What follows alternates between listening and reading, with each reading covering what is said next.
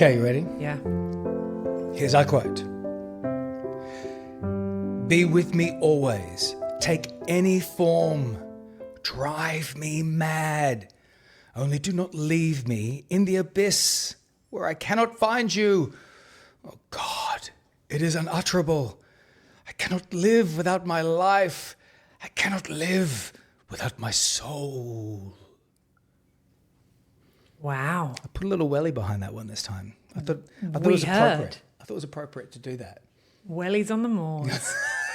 Well, if you're going to wear wellies anywhere, most appropriately would be on the moors, which look like they're weather beaten at all times. Indeed. Well, thank you for putting some welly in it. Thank you. Not only welly is going to be put in it today, here we are, Wuthering Heights. And we are at home today. We are. We thought we'd do like almost an emergency at-home pod to try this out because we thought this might take a bit of time, and we had so much to cover with this because there's obviously the adaptation, which everybody is talking about, with Emerald Fennell, which we will get to a little bit later on in the episode. But the book, which has had this massive resurgence too, which we felt it's a good time to go into the Brontëverse. It really is. So thank you for joining us here in the Brontëverse. Behind us, if you are watching, you can see our dog. Yes. Which also seems suitable for Wuthering Heights. Dogs feature a lot. Yes, a lot of dogs in Wuthering Heights. Hold the gold, we'll get to the dogs. All right. Okay.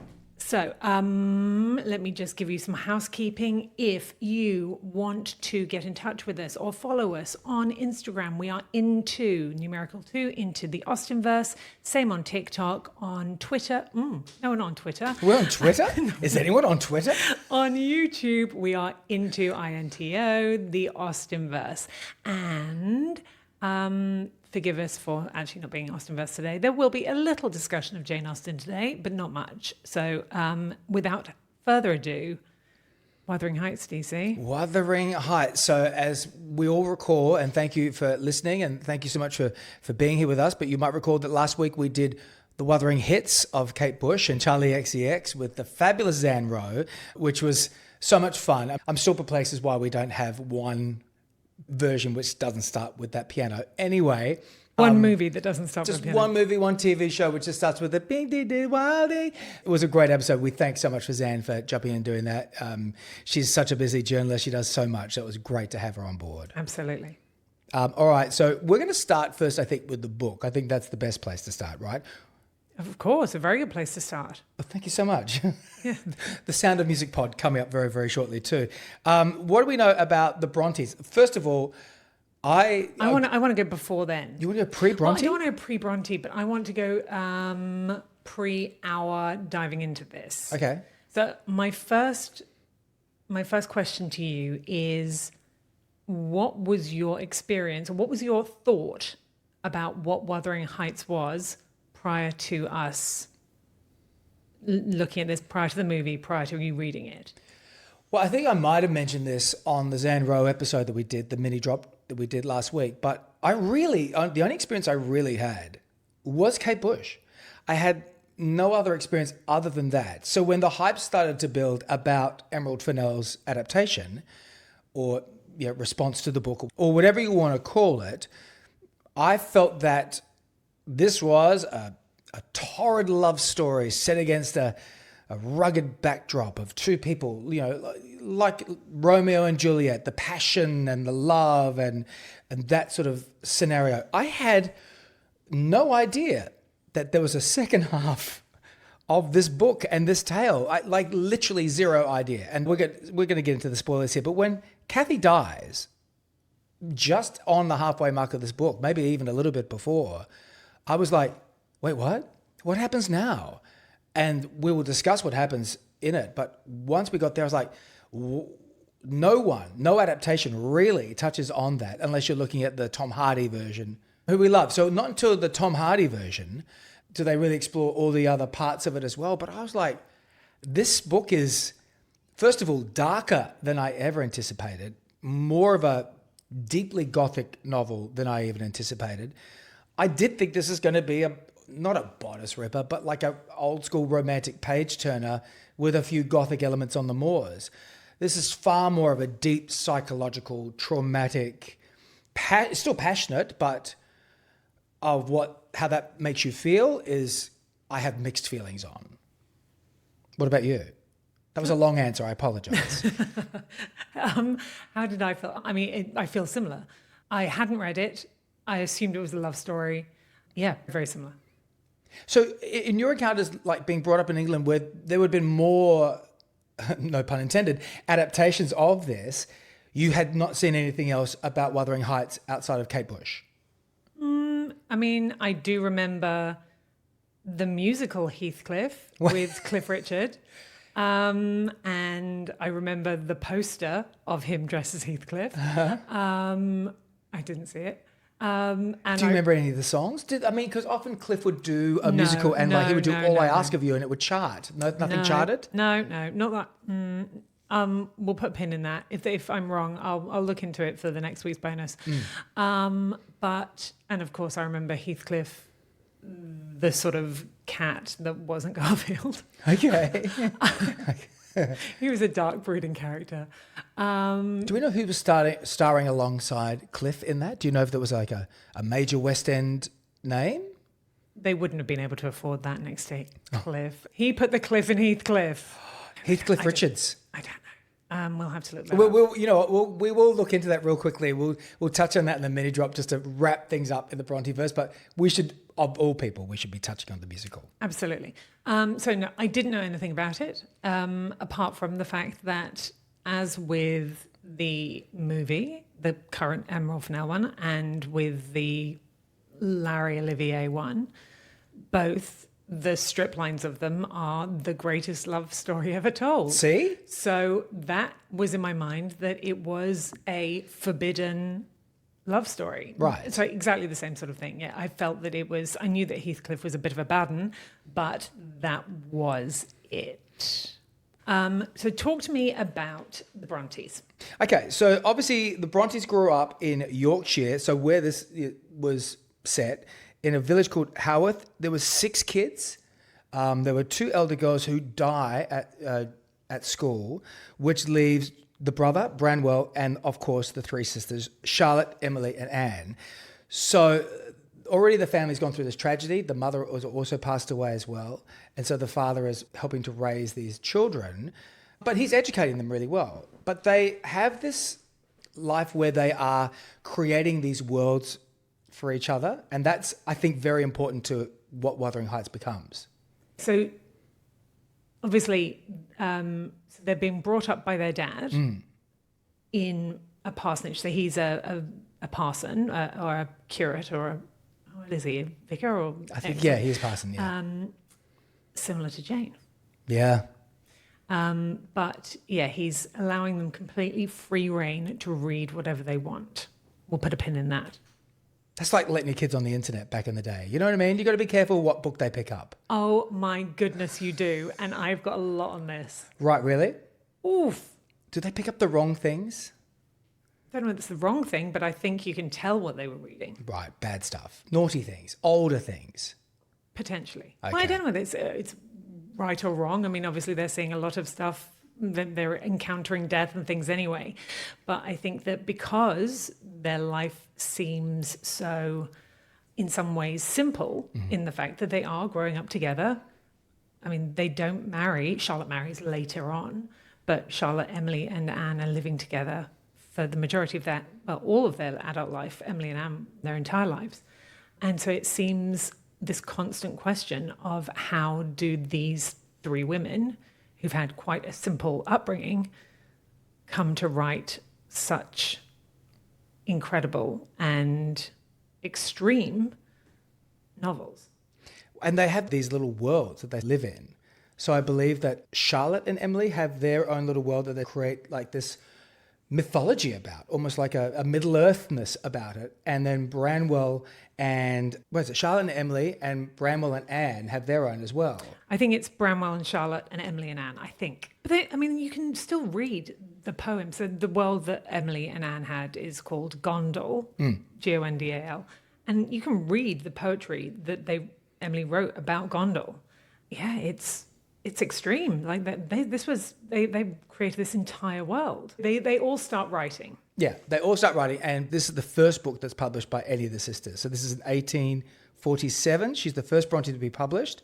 And I think it's her only novel. Did she die before another novel came out? Yeah, so I think Charlotte had the drive. She wanted to be a writer, and I think Emily and Anne seemed to just go along with it and were writing, but they weren't the ones who had the full drive to go like Charlotte did.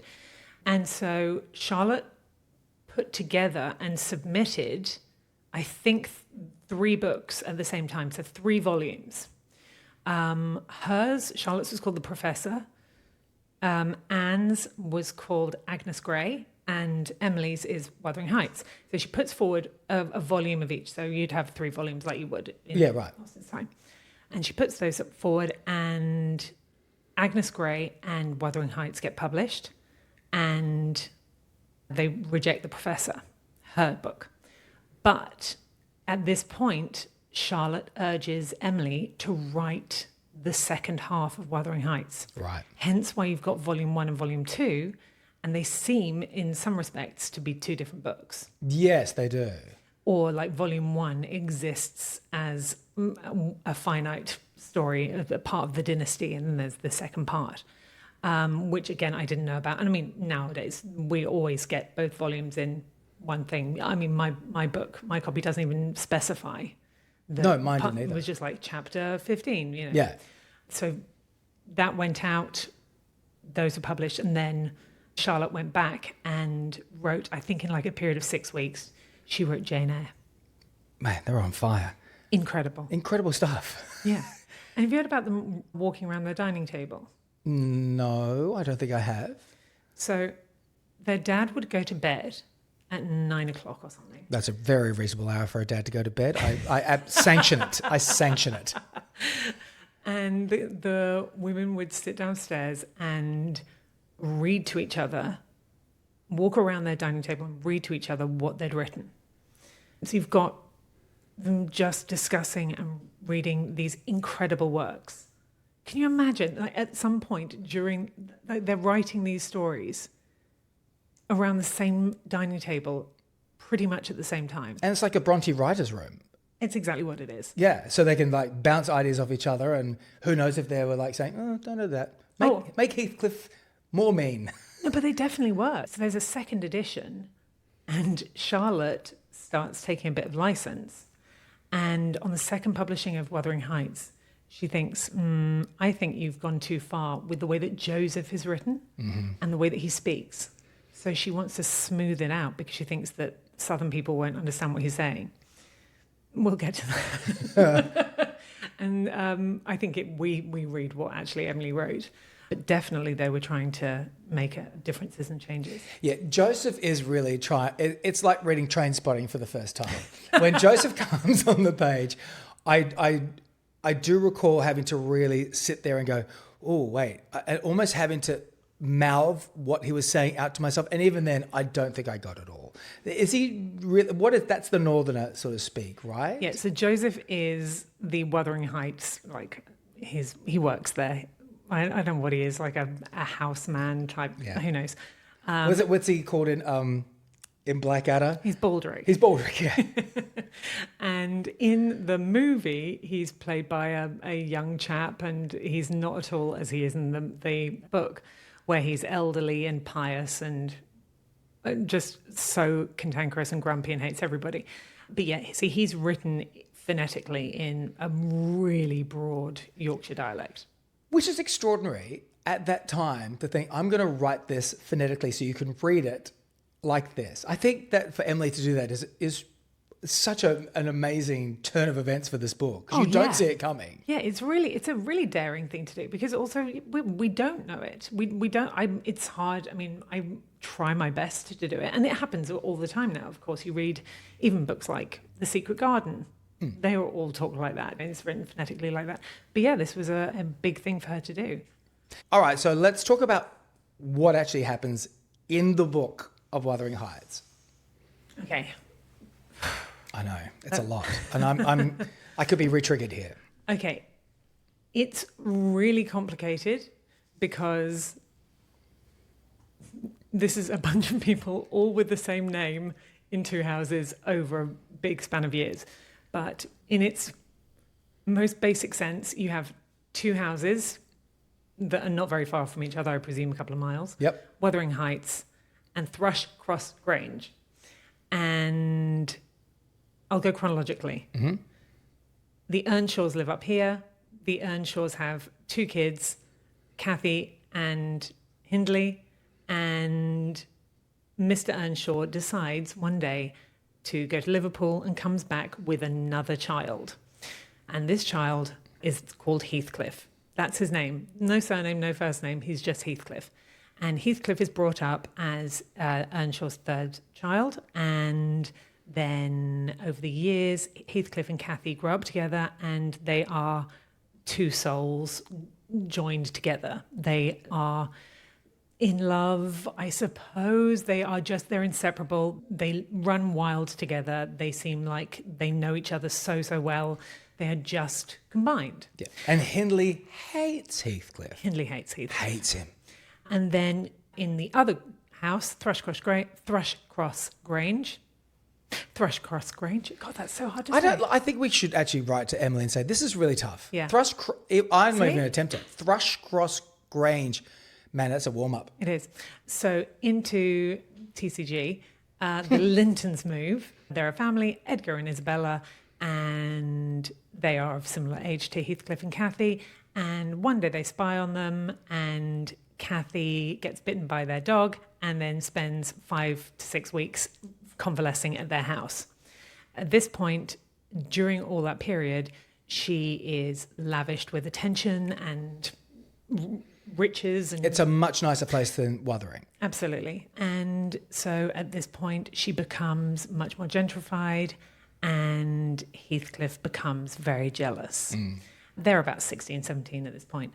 And then Kathy says to her housekeeper, Nellie, that she would consider marrying Edgar because she couldn't ever possibly marry Heathcliff because she would be degraded to marry him. Heathcliff overhears and disappears for many years. At this point, because he's disappeared for many years, Kathy continues her relationship with Edgar, marries Edgar. Eventually, Heathcliff comes back rich. Never spoken about. No explanation. Comes back rich. Educated. And taller and with better posture. Yeah. It cuts his hair, notoriously in the movie. Absolutely. He shaves. Yeah. That's what he learns in 3 years. Better posture, could be a soldier. He comes back, he is all hot and shaved and... Sorry. That's going to flag us at a few other communities right there. We're just going to have to put a little explicit thing there, and we're going to be flagged all around the world somewhere else now. This book's just taken on a whole new meaning. And by this point, Kathy's thrilled to see him. He starts visiting TCG in the night, and they become close again. And at this point, Edgar, now Kathy's husband, is like, nah, I'm not having any of this. And good on him. Then, so he's sort of banished. He goes away, and then Heathcliff decides, you know what? I hate Edgar. I want to punish Edgar, and I am going to seek my revenge. And so he seduces Isabella, Edgar's sister, and encourages her to elope with him. So they run off together, and they get married, and they set up house in Wuthering Heights. And then it just continues. Kathy grows sick, learns that Isabella is there, grows sicker and sicker and sicker. And then she kind of dies in childbirth. Yeah. And so that's the end of volume 1. Now we've got Edgar with his baby. Kathy too, as I've heard her called online. Kathy too. Yeah. She really is called Kathy. Up in Wuthering Heights, Isabella is pregnant with Heathcliff's son. She manages to escape, and she runs down to TCG, says, I'm going, and runs off to London with her son, Heathcliff's son, who is called Linton, which is her previous surname. So Linton Heathcliff, up at the Heights, is Heathcliff, and actually Hindley, who's now dead, his son Hareton, who, is just like a mini Heathcliff. So now we've got all of these people here. Eventually, Linton comes back because Isabella's dead. And he's not well. He's not a well person. Linton is, I picture him like Colin from The Secret Garden. Right. Yeah, you know what I mean? Yeah, no, he's just frail and he's wan and he's just so precious. Like he's just a little hothouse flower. I hate Linton. Up on the moors. That's terrible for him. So Linton goes up to Wuthering Heights because Heathcliff says, that's my son, I should have him. And then he persuades, somehow, Heathcliff encourages Linton to fall in love with Cathy Jr., and Cathy Jr. to visit. He takes them hostage, Cathy Jr. and Nellie, who's now maid to Cathy Jr. They're all in Wuthering Heights with Heathcliff, and it's all just going to shit up there. I mean, that's actually on the blurb. that bit's on the blurb. And Linton dies. Linton dies. Linton goes away. And then suddenly we have Heathcliff is now in control of everything, owns TCG, owns Wuthering Heights. He feels like, he's sought his revenge. He's still deep down happy, and he gets bored and tired of seeking revenge and sort of goes and dies. Yeah. And then Hareton and Cathy unite and fall in love. Yeah, it's kind of a hopeful ending of the book. Yeah. You think that maybe that's the cycle's been broken? I hope. I mean, God, that was so long. I mean, maybe I might put that on double speed in the... No, not at all.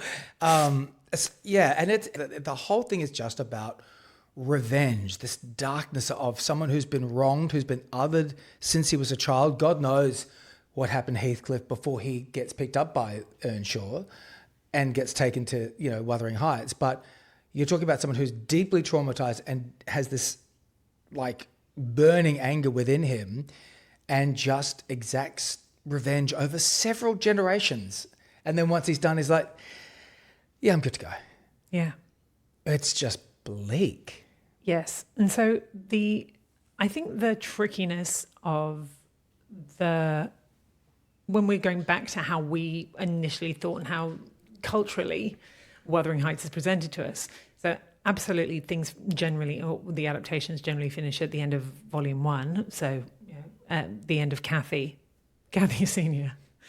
But the character of Heathcliff is so complicated. And yes, you're absolutely right that he is a product of his trauma, but also what he does is so shocking. Yeah, it is really violent. And I think that is something that I have found really difficult to balance, is the way that he is presented in popular culture and what he actually represents. Can I just say, could not be further away from Cliff Richard. If we have to bring it back, I'm not judging the musical, I haven't seen it, but judging by the video clips I have seen of Cliff's, I'm thinking of roller skating through Milton Keynes, or, some people with a wind machine on him is the closest I can think of. Heathcliff in the book is so far away from Cliff Richard's, but I can see why people think it's this romantic tale. You say that. Okay. But can you remember you probably remember from the Young Ones version, but remember what Cliff sings? Give me the lyrics of Living Doll. Oh yeah, got myself a crying, walking, sleeping, talking, living doll. Yep. Going to do my best to please her just because she's a living doll. Yep. Got a roving eye, and that is why she satisfies my soul. Fies my soul. Thank you, Adrian. I've got the one and only walking, talking, living doll. Yeah, now Neil's bit. Take a look at her hair. It's real. If you don't believe what I say, just feel. Gotta lock her up in a trunk. So I'm actually just doing the young ones now. So no big hunk can... I'm going to lock her up in a trunk so no big hunk can steal her away from me. That's right. That's it. Sorry, I got carried away with the young ones impersonation there, but you're right. Yeah, so Heathcliff, Heathcliff Richard. There you go. We closed the circle finally. I don't think anyone else has done that. I think you could study that somewhere now if you want to. So talk to us about the framing device. Yeah, so this is something that I learnt on another podcast, which we can possibly link to below. But which podcast was it? It is called, I'm so sorry, I did have it. Don't worry about it. We'll link it down below. We'll link it down below. And that is that Brontë uses two framing devices here. So obviously Lockwood, who is the person that we start the story with, who goes to Wuthering Heights, who seems to be just a man about town, having to spend a bit of time in the country up north, and realizes he's booked this place to stay in, obviously the cottage down below, which we can't say. TCG, which is owned by Heathcliff. So we're starting at the end of the book in a way. Lockwood comes in and is like, oh, this is a dark energy here. And he then goes down and meets Nellie, and Nellie is our other framing device. So what we're actually getting is Lockwood's interpretation of what Nellie's saying and Nellie's interpretation of the events that happened. So we're actually having to go through two barriers to even understand what the truth is of the story. And those two barriers are extremely biased. Lockwood knows what he knows after he sees Cathy's ghost on the moors and is banished by Heathcliff. And we have Nellie, who has this very traumatized lived experience with the Earnshaws, Heathcliff, Cathy, and now their children, and how she fits into that and tries to really hold on and stay in that as well. There are times where it feels like she's just hanging on for dear life, and she's exiled and doesn't want to be exiled. But she cares for them in a way because she is their only mother figure. I guess she raises them. And so she hangs on, but she does torment the buggery out of Cathy Senior. So it's a really interesting device. So it makes you as a reader, okay, who's talking now? This is Lockwood, but this is Nellie's side of the story. So I should take Nellie's truth, but then you think, well, is that really what's happening? Is that really how it's supposed to be? So I guess the whole point of it is that Emily is drawing you in with this hyper-violent, hyper-tragic, romantic story, but at the same time, can you trust the people telling you? Because they've got agendas as well. Yeah, that's true. And I think that we'll get to it when we talk about the movie, but I think that that's something that's really interesting in the movie and the portrayal of Nellie. Yeah. Yeah. Yeah, that's changed up. We'll get to that. And there are a couple of areas in the novel which buck that trend, and they're only very, very small, but there are a couple of times where we have written parts. So when Lockwood finds Cathy Senior's books where she's written things in them, and so we get the idea of what's going on and the torment that she's under. And then again, when Isabella, when she first goes to Wuthering Heights, when she's married Heathcliff, and she writes to Nellie, and when she writes to her and just talks about the horrific abuse and the way that she's being treated up there, I think that's really interesting to see another level of truth about the telling of it, because otherwise we're left with, as you say, Nellie's version of events. Yeah. What was also interesting reading the book for me is that for the majority of this, they're teenagers. So like this is like a teenage love story. And if you look at it through that framing as well, Cathy and Heathcliff being so extreme in their passions, extreme with their loves, their moodiness is really just teen love that we would see interpreted in so many other movies and other ways from the 50s onwards. But this is one of the first times I think you see it in this capacity. Like they're really just running on hormones and the wildness of the surrounds. Yeah, I suppose so. And I think that famously, this seems to be a book that wins people over when they're in their teens. I think a lot of people have read it in their teens.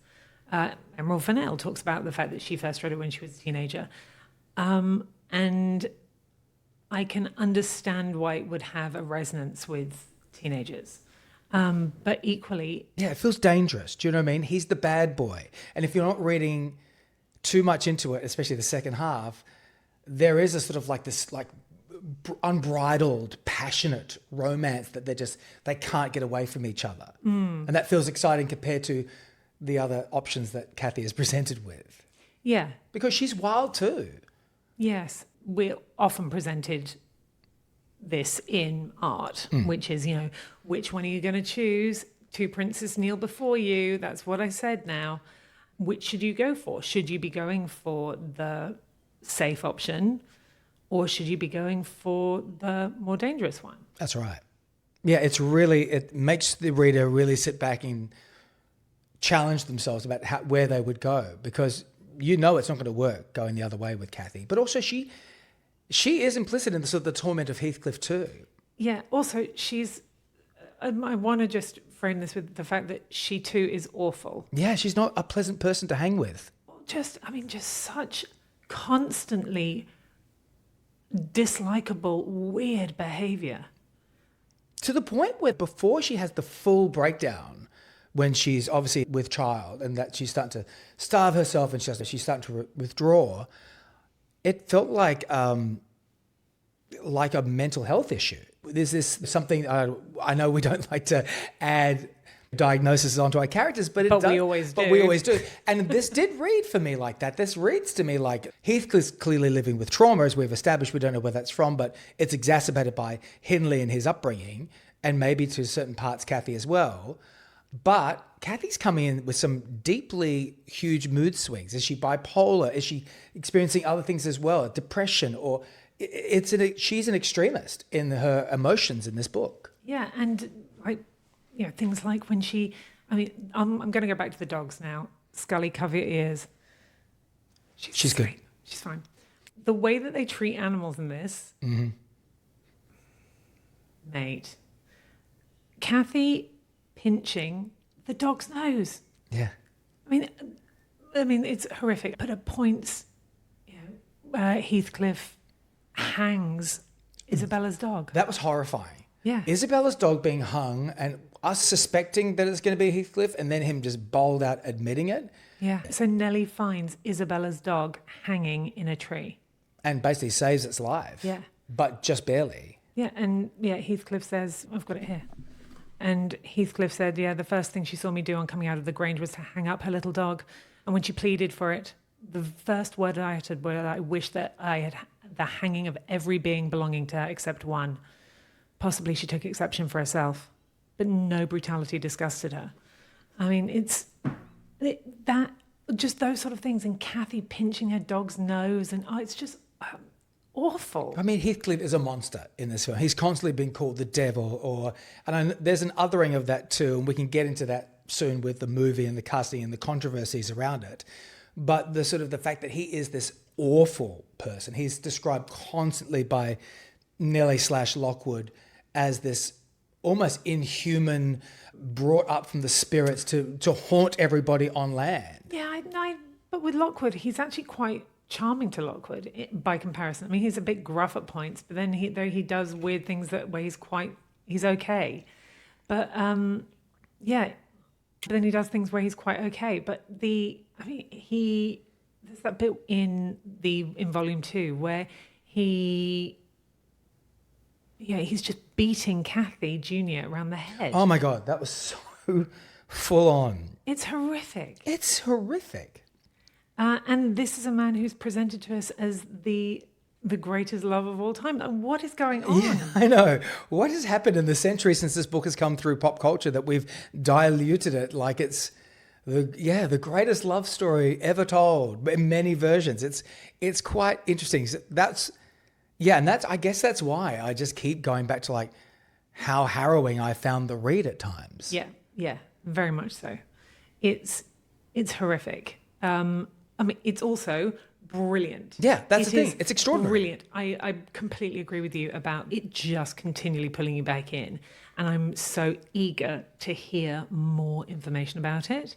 I want to hear other people's opinions of it, or work out if there's things that I've missed, or the denseness of the stories. I heard something the other day in one of the podcasts. I will link it as well. It's one about it's close reading. It's the London Review of Books. Mm-hmm.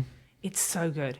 But they talk about the fact that Emily Brontë is more interested in the repercussions of actions than the motives for actions, which I think is really true and really interesting because, as you said, from our perspective, our go-to is what made Heathcliff like this? And she's never exploring that. She doesn't care. It's more of, he is doing this, and what is the repercussion of that? Yeah. And I think that's a really interesting difference between how we as a 21st century look at things and how she was writing it in the 19th. And it makes you think about the family that she grew up with. And apparently Branwell was not a great person. And whether, and now we're just analysing. Was he? I don't know whether he was not a great person, but he had mental illness and addictions. Yeah, he really, really struggled. And so did that come to play here with how she writes the character of Heathcliff? So when Charlotte goes back after Emily's death and she did a new introduction to a republishing of the book, she talks about it a lot. She talks about how brutal it is and how Emily is like she is in the book. If she loved intensely. If she hated heartily. This is what my sister saw when she looked at the world, and it would be dishonest to pretend otherwise. So whatever's happened in the background of the Brontë sisters and family, this is Emily's take on stuff. She is this person. There are other, anecdotal things about how she is as a character, but I think that's really interesting. So I had read something different to that. Go on. Like Cassandra burning Jane's letters, Mm-hmm. in order to protect Emily's character posthumously, because there was such an outcry when this was written, but when it was published, the first time it was published under men's names. Of course, that was the time. And so this was by Ellis Bell, and that was that. But when by that point, and it was being written under Emily's name, Charlotte had to portray Emily as in this certain way in order to reframe her writing so she wasn't thought of as perhaps as culpable as she was about the world she created. That's interesting, isn't it? Yeah. And also Charlotte burned a lot of Emily's stuff. Perhaps also including a second novel. Yeah. So, yeah. I mean, what was in that second novel that was so controversial when we've got this one? I know. Yeah. We thought this one, it was hardcore enough. Do you want to move on to the movie? I think we should. Okay. The movie, which, as you know, just came out on the weekend, or depending on when you're hearing this, we saw it a couple of weeks prior to it coming out. Mm-hmm. And I've got to admit, I was pretty pumped by this. We're both fans of Emerald Fennell. We both love Saltburn and, to a certain extent, Promising Young Woman, mm-hmm. which she won the Academy Award for her screenwriting.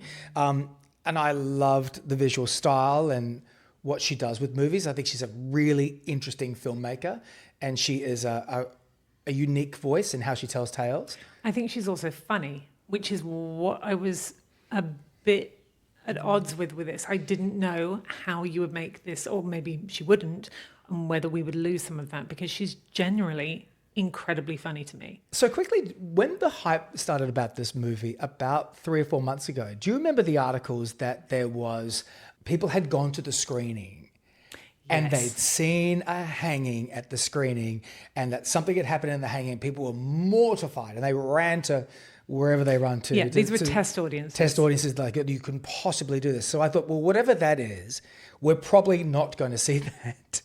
And we, in fact, saw it twice because there was a problem at the screening, so they had to restart it from the top. But we both were like, I think this is really funny. And then when it replayed, we were openly laughing. We're going to talk really blatantly about this, so there will be spoilers. So please know that if you haven't seen it, wait until you've seen it, or just go along with it. Yeah. But, oh my God. Yeah, within the first 20 seconds, when we're there, we're watching the hanging. The hanging's going to take place. And then we've got Punch and Judy being shocked. Yeah, like Punch and Judy dolls turning around. You've got the happy pie. Mm-hmm. The happy pie, which is camp. What's he shout? It's fucking hanging day. It's fucking hanging day. Fantastic stuff. But Amazing. everyone's also dressed like Punch and Judy. Like they're almost like grotesque makeup and caricatures of people obviously they're saying that's the people of the time, or the people of the town were dressed that had bad makeup and stuff, but people are having sex around Hanging Day. No, that's just what happens in the north of England. Oh, really? Oh, my goodness. There they go. That's our listenership's done there. But yeah, so it adds this level of like hyper grotesque, hyper darkness to the humor that Emerald's going to bring probably in and out throughout this film. Yeah, we're introduced into a world, and yes, I think you're completely right. This doesn't seem like a naturalistic world. This does not seem like an accurate portrayal of the time. But who cares? Okay, how do we want to tackle this now? Because this movie is probably one of the most divisive movies that's been released in the last, well, maybe since Saltburn. I don't know. I remember that being quite divisive at the time too. Do we want to talk about the controversy of the movie first before we get into all the details and who the cinematographer is and what's going on? Or do you want to do that first and leave the controversy till a little bit later? Let's do the positives. Let's do it. Well, I think it's all positive. But let's just hot take the film. I really enjoyed it. I think this is a fantastic piece. I think it's a gorgeous looking movie. The costumes, the sets, the framing of the camera, the use of music, whether it's Charlie XCX or the score that they have in there. That song with John Cale, which happens around Hanging Day, sets the tone of the film as well. Yeah, so is that called Home? Home, yeah. It's an incredible piece. I really did enjoy this movie. Yeah, it's brilliant. It's absolutely brilliant. I think Emerald Fennell a couple of weeks ago came out and said that it's Wuthering Heights, in inverted commas, because she's doing her version of it. Yeah. Absolutely she is. And it's brilliant. Absolutely brilliant. How much it is to do with the book, Wuthering Heights, we'll talk about later. But if we're going to take this as a movie in its own merit, on its own merits, 100%, I'm there. I loved it. Oh my loved God. It. Some of the costumes and some of the set pieces in this and the odes to older romantic films that people have spoken about openly, like Gone with the Wind with the red sky at night when he rides off, and the framing of all of the, the castle that was shot from above staircases. But everything that Margot's wearing is just insane in this movie. There's one moment where she's in a navy dress and I gasped. It's so beautiful. I was like, it's just extraordinary. It looks spectacular. I mean, you're in a world that was reminiscent to me of Poor Things. Yep. That sort of The Cook, the Thief, his wife and her lover. Yeah. It's that sort of the high fashion versus high concept art. And then amongst that is a level of grotesque. Yeah. And it's spectacular. It's constantly surprising. It's constantly entertaining. And yeah, loved it. So talk to me about the performances. Okay, so obviously we've got two Aussies in the lead, finally, in a Brontë piece. Two Aussies have finally conquered the lead. As a producer as well, we have Margot Robbie. Her Lucky Chap Productions is a big hand in this. There was a huge bidding war for this, and Emerald, I think, and Margot really held out for cinema. And I think it's worth it. I think you need to see this on the big screen rather than just it being going straight to Netflix or watching it on your phone, because it's so fantastic. But Margot, she's a star. She's such a star. She's blonde. She's not got ringlets or dark hair like Kathy. She is who she is. Her teeth are great, but she's just so funny. She cries so well all the time, to the point where even the character of Heathcliff was like, geez, you just cry all the time, which is really funny. She obviously trusts Emerald's vision and is magnificent, but I loved her as Kathy. Yeah, she's beautiful. But it's really not her film.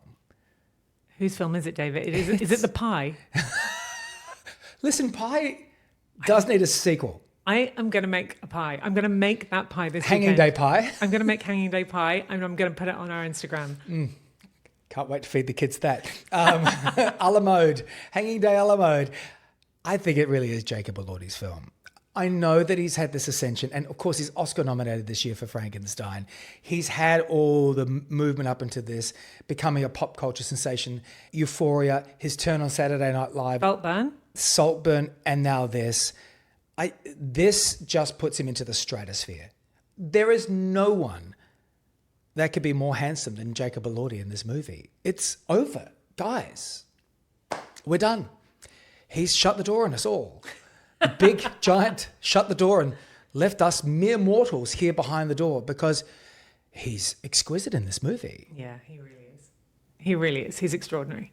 Yeah, and the chemistry between the two of them is palpable. Off the charts. Yeah. I mean, apparently off stage too. I don't buy that. I don't buy that. She's happily married.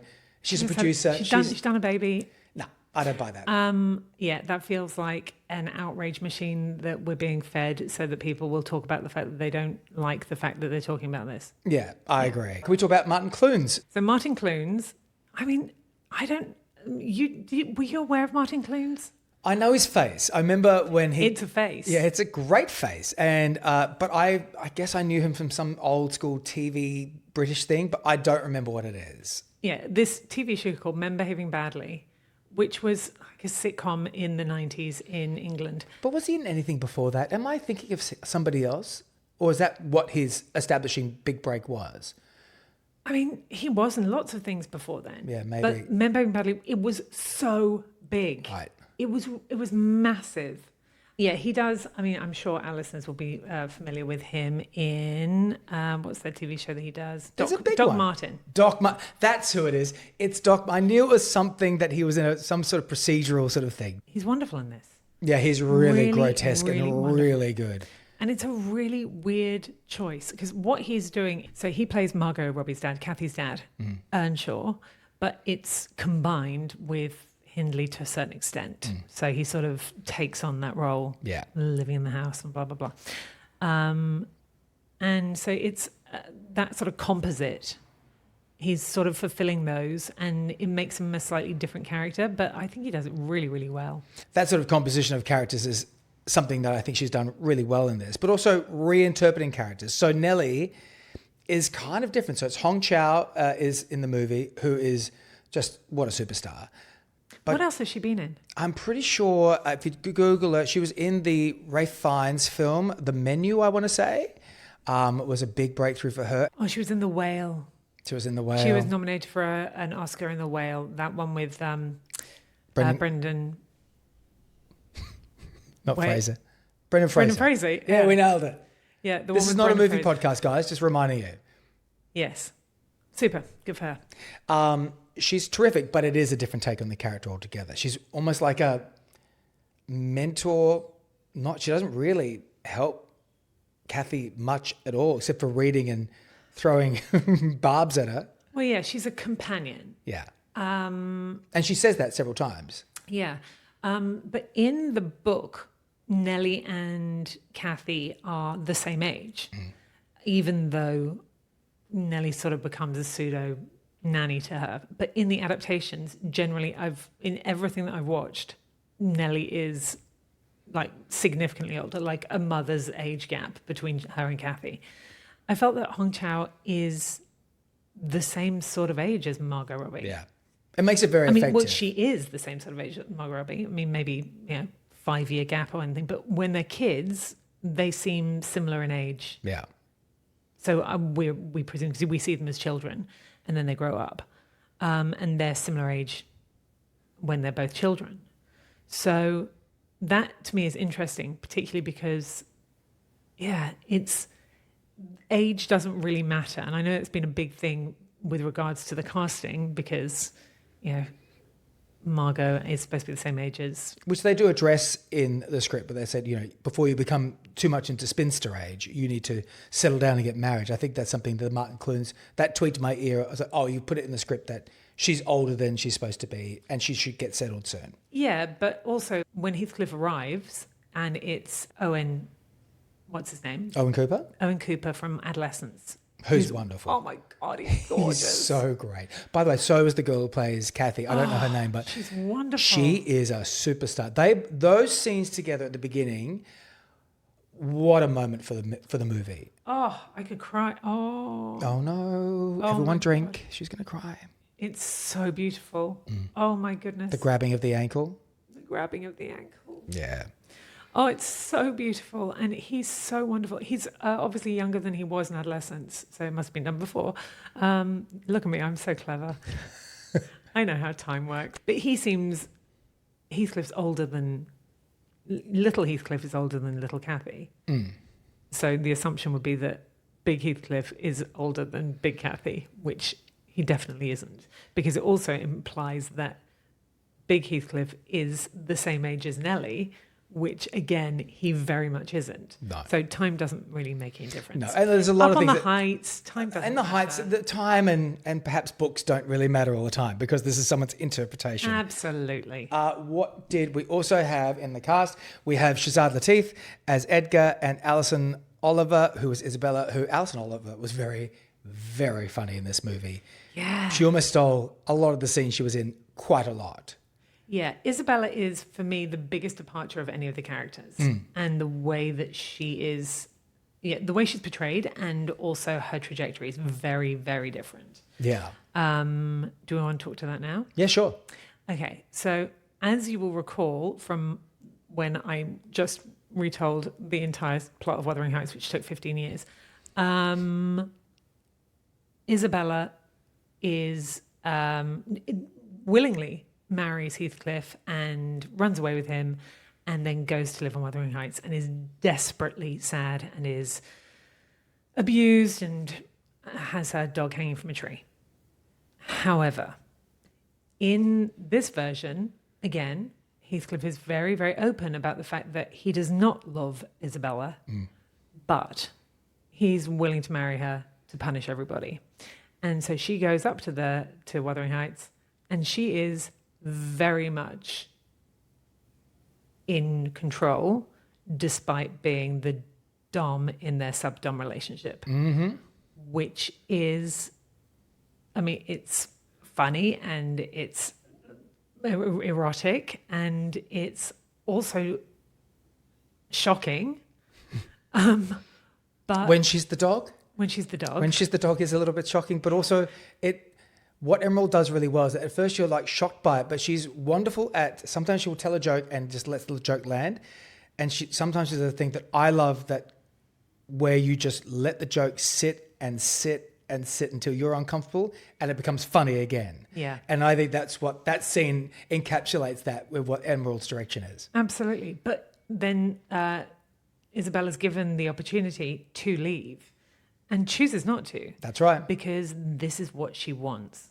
And that is a really interesting take for a 21st century version of this, is the fact that now we've given Isabella agency and she is choosing to be a submissive in this relationship. And so be it. She knocked herself out, getting the grade. All right.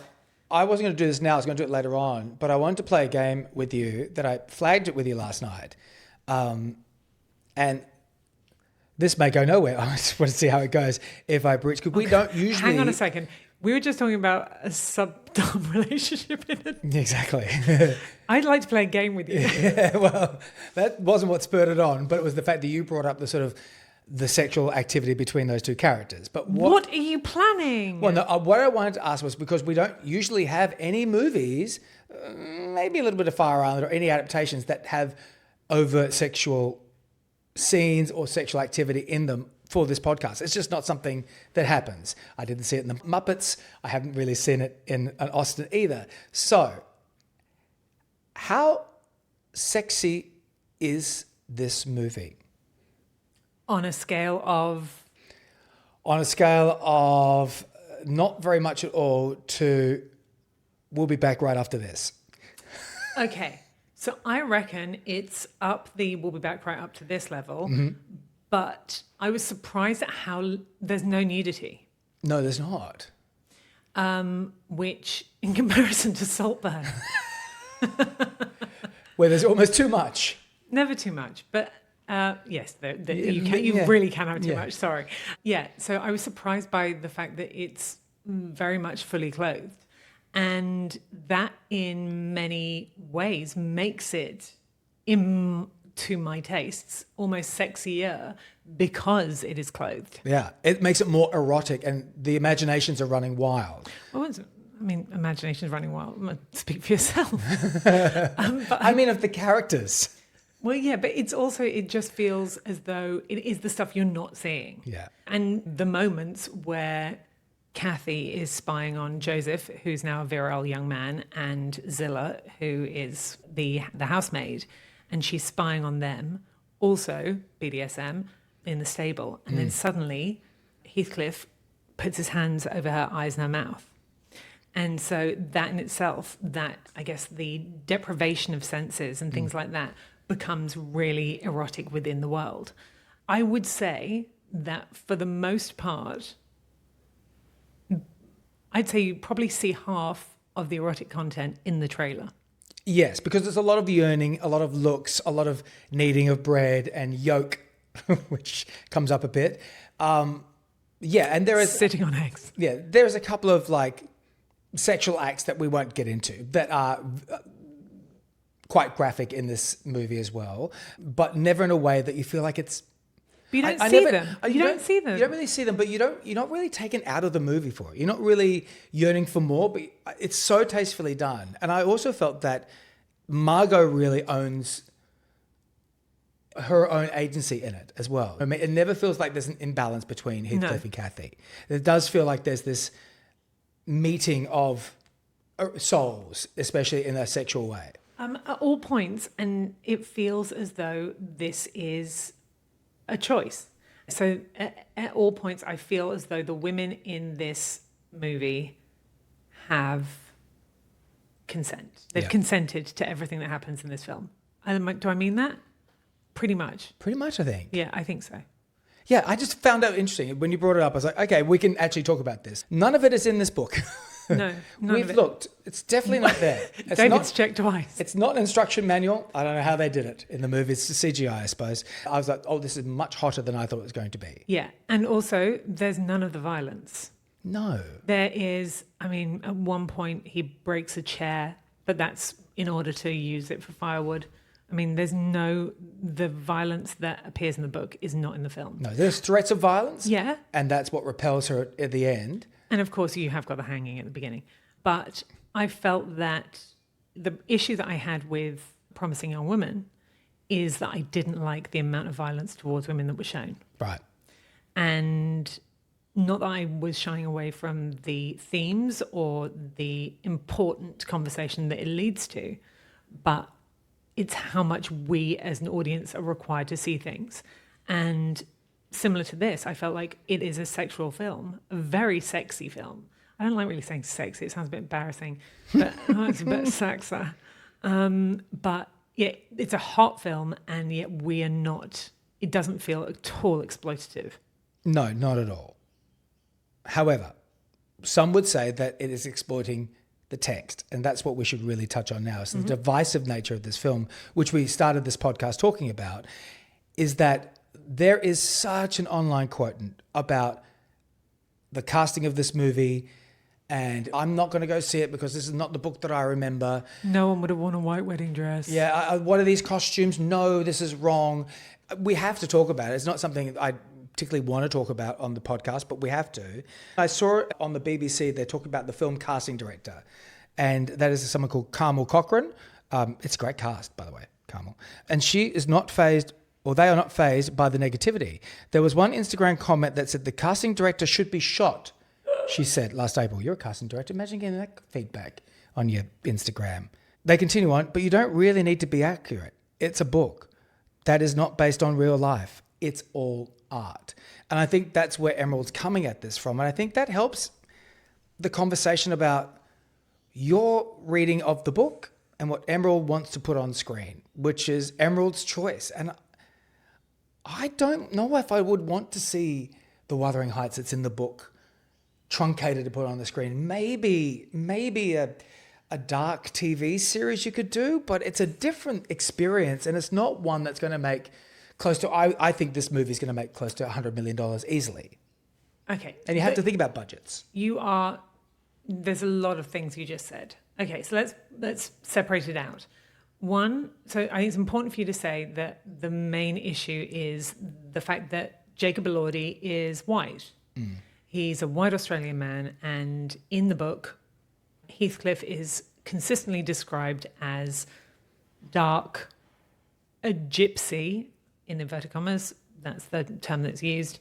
At points, he is described as perhaps being of an Arabic descent, perhaps being of a Chinese descent. Coming from the docks of Liverpool, or he India, could come from or a boat. all places, So there's a load of different ways that he is portrayed, and that is something that isn't represented in Jacob Lawley's casting.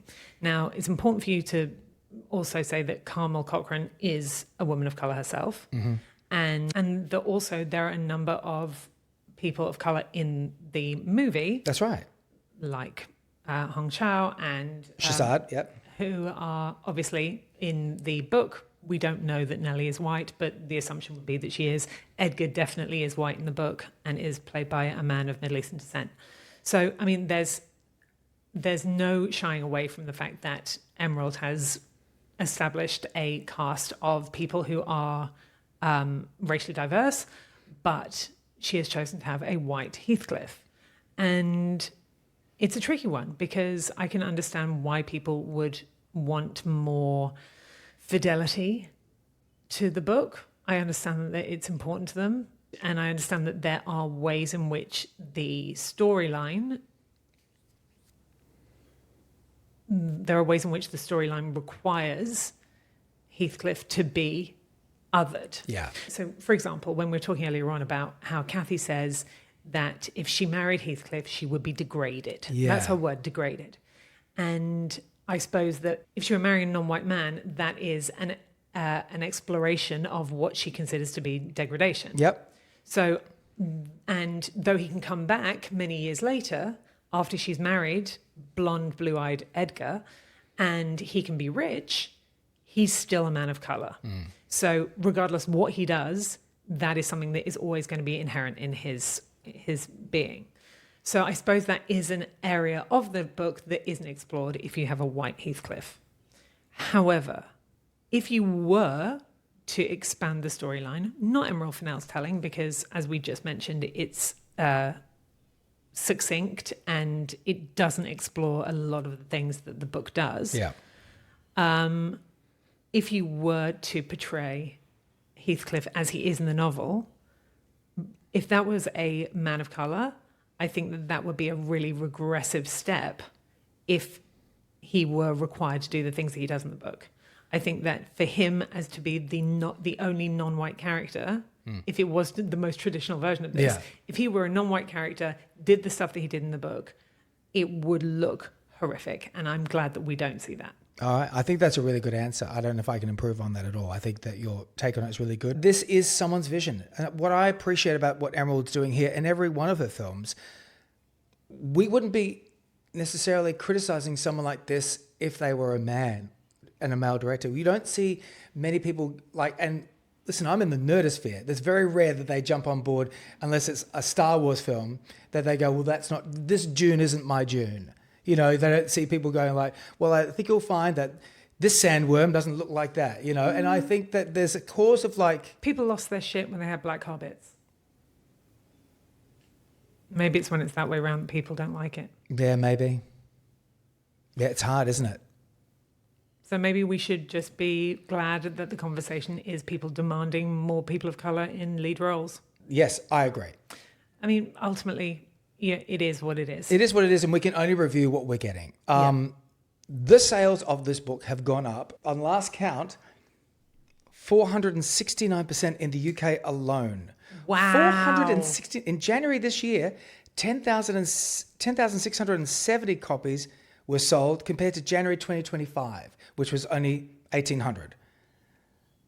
That is extraordinary. So regardless of what purists think about the book and what people think about the movie, this movie is drawing so much attention to classic literature, making people want to read the book, study up before they go see the movie. I love it. I love it. I love that too. I think that's a really great thing. Can I talk about one thing when we are discussing Heathcliff? Mm-hmm.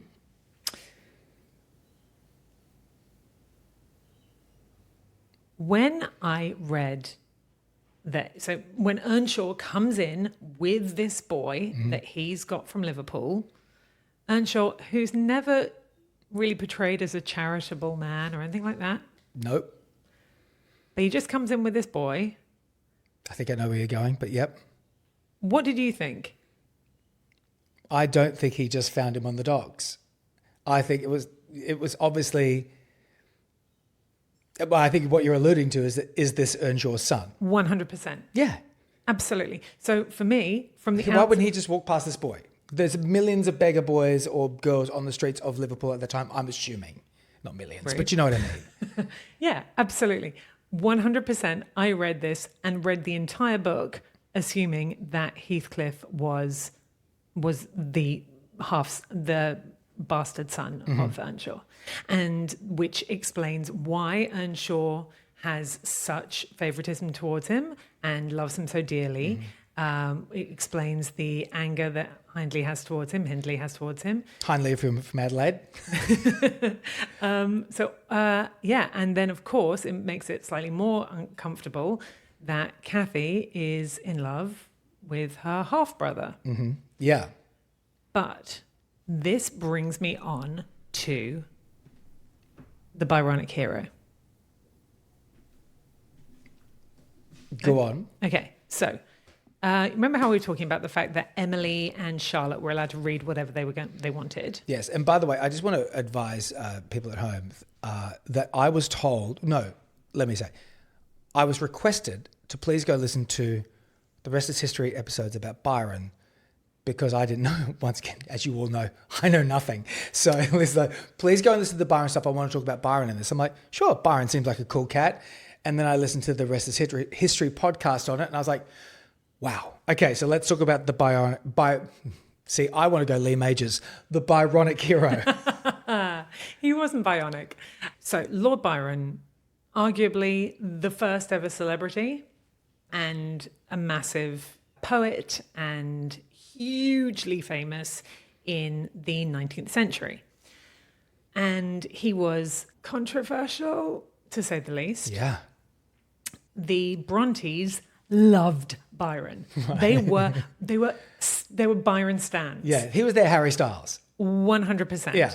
They read him, and there's huge amounts of writing about showing the comparisons between Emily's writing, particularly her poetry, and Byron's. Not saying that she stole from him, on the contrary, but like the way that Keats is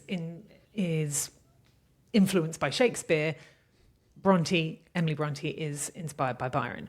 And also there is the archetype of the Byronic hero. Right. And this is something that features all the way through literature, but Byron was the first who created this. So what is it? Because I would think of the hero's journey like as the Joseph Campbell journey of It's not about the journey, it's about the person. Okay, well then tell me what the Byronic hero is, because I don't understand what that means. Okay, so it's based on Byron himself. Mm-hmm. So generally very handsome, brooding, self-destructive, dark, rebellious, mysterious, intense, outcasts who defy societal norms, with arrogance but with a hidden vulnerability, and they are magnetic and irresistible. It's Heathcliff. It's Heathcliff. The whole thing, every word you just said is Heathcliff. Absolutely. So Heathcliff is the absolute epitome of a Byronic hero. Mr. Rochester, when we get to Jane Eyre, Mr. Rochester is one as well. Right. But Heathcliff is hands down the Byronic hero. Now, one thing that you can add to this, now you've listened to The Rest is History, is Byron's sexual relationships. Yeah. Who did Byron have his most important love affair with? Well, to be honest, I'm only halfway through. You might not have got here. I don't think I've got there yet. Augusta, his half-sister. Oh my God, what? You heard? His half-sister? Yeah. Oh no, I hadn't got to that episode. I was only halfway through. I thought, that'll be enough. I'll be fine. Okay, well. Which is typical. This is why I didn't go to university. I've got enough now. I'll be fine on that. Yeah. Oh no. Yeah. See, so therefore your theory about Earnshaw makes much more sense. Yeah. So I was looking into this because I the whole way through I was thinking, oh my goodness, look at this, Byronic hero, the half-sister thing. Some people read it in the same way that I did, assuming that he was. Lots of people don't think that's the case. Mm-hmm. and that Earnshaw just picked him up and he's just a foundling child. But then I started to read, did Emily know about Byron having an affair with his sister? Because London society did, and he was forced to exile because of that relationship, and also because of his homosexuality and things like that. He was required to leave, or he left of his own accord, but he did leave. And then in the writings of Gondal, so the story that she... Yep, the made-up story between the sisters. Yeah. The chief heroine in Gondal is called Augusta. Oh. Byron's sister's name. Oh. You think she knew? Yeah, I do. I do. We're not definitive. We're not scholars, but yes. I have. I mean, look, I'm really pulling at some threads. Who knows? It might not be true. But come to me with your thoughts on that. Number one, did you think that Heathcliff was Earnshaw's son? And number two, do you think Emily knew about Byron? I think she did. When you say it like that, I think she did too. Yeah, I think so. Okay, I want to talk back to the movie just real quickly because we're going to need to wrap up soon. The skin room is based on Margot's skin. Yeah. Did you like the skin room? Did I like the skin room? I felt as though they did the skin room just so that Jacob would lick it. Yeah, 100%. Yeah. The hand over the eyes in the rain. So you remember she's in the rain and he does that to her eyes? Yeah, that was sweet. That was really sweet. Really sweet. That came from a rehearsal where they were practicing in the rain and Jacob did that to Margot, and Margot and Emerald looked at each other and went, oh, that's hot. Do that again. So he did that naturally. That was just a natural thing. I didn't think it was hot so much as just really thoughtful, but it was lovely. Yeah, I think it was chivalrous in a way that they weren't expecting. So yeah, there's a lot of great things like that. Okay, is there anything else we need to talk about? No, this is just a huge cultural moment. We might come back in mini pods episodes and talk to you about how the box office this is going. So I think that's going to be really interesting to see how this is tracking right around the world.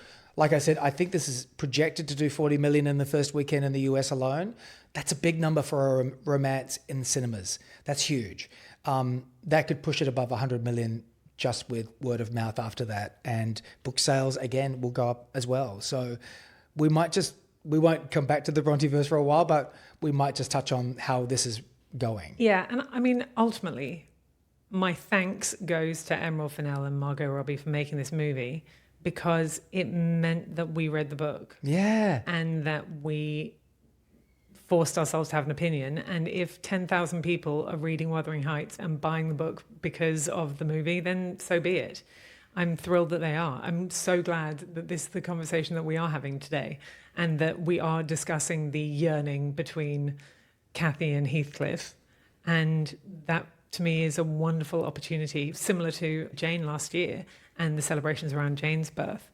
I'm thrilled that we are discussing these incredible works of fiction written by women. It's so important. And yeah, I mean, the prose, well, it is prose, but it feels like poetry. Right. Wuthering Heights is so good. I can't encourage you to read it enough. It's just brilliant. I would second it. It's a very haunting, mesmerizing book that you just can't seem to put down. Obviously, it's got more raves than that from better people than myself. But I think, the movie captures an essence of it really, really well. Okay, I've got a quote to leave with. A living quote? Yeah. Oh, this is a first. Okay, so you said that other people have better verse than us, have got opinions on Wuthering Heights. Not to put us down. We're doing great, kid. Yeah, okay. You were right. So I'm going to turn to Virginia Woolf's choice. Oh, okay. Here's Virginia Not Woolf's her version. again. Okay. We're given every opportunity of comparing Wuthering Heights with a real farm and Heathcliff with a real man. How, we are allowed to ask, can there be truth or insight or finer shades of emotion in men and women who so little resemble what we have seen ourselves? He is impossible, we say. But nevertheless, no boy in literature has a more vivid existence than his. Over to you, Cliff Richard. Amazing. Thank you so much for joining us on this. Read the book, see the movie. Go see the movie in cinemas, go with a bunch of people and just have a great time. And tell us what you think. We'd love to hear what you think about the movie especially. Let us know. And the book. Yeah, of course, both. And Cliff Richard. Yeah. Love you. Bye. Bye.